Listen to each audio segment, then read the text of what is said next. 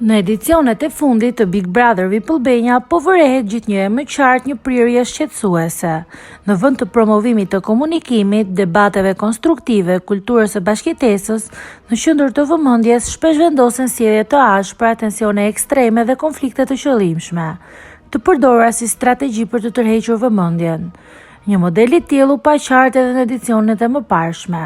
Luiz Eili, megjithëse përdori tone më të moderuara krahasuar me të tjerët, shpesh kaloi kufirin e lojës duke promovuar vazhdimisht situata që mbanin vëmendjen e publikut të fokusuar tek ai. Një strategji që pavarësisht polemikave u shpërblye me fitoren e edicionit, duke treguar se provokime tensioni mund të kthehen në avantazh brenda formatit. Në një tjetër edicion, Egla Ceno u shqua për një lojë shumë më të ashpër, shpeshherë agresive në komunikim, ku përplasjet verbale dhe dominimi përmes tensioneve u kthye në element kryesor të strategjisë së saj. Edhe në rastin e saj, kjo qasje u finalizua me shpalljen fituese të këtij edicioni, duke forcuar idenë se sjelljet e forta shpeshherë shpërblehen. Në këtë sezon, sipas shumë shikuesve, Rogerti duket se ka shkuar edhe më tej, jo vetëm duke kaluar kufit e lojës, por edhe duke prekur kufit njerëzor, përmes një qasje që synon dobësinë emocionale të banorëve të tjerë, pa ndjeshmëri dhe pa dëmshuri.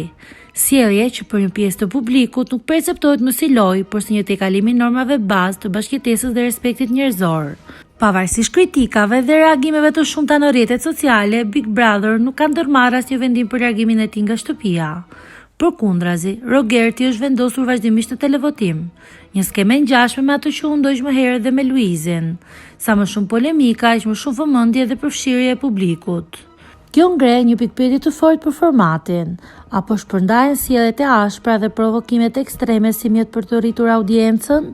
Dhe a rrezikon Big Brother VIP të normalizojë dhunën verbale dhe presionet emocionale si pjesë e lojës? Ndërsa publiku mbetet ai që vendos përmes votimit, dilema mbetet e hapur. Ku mbaron strategjia e lojës dhe ku fillon përgjegjësia njerëzore? Për t'u informuar për të rejat më të fundit, mos harroni të na ndiqni.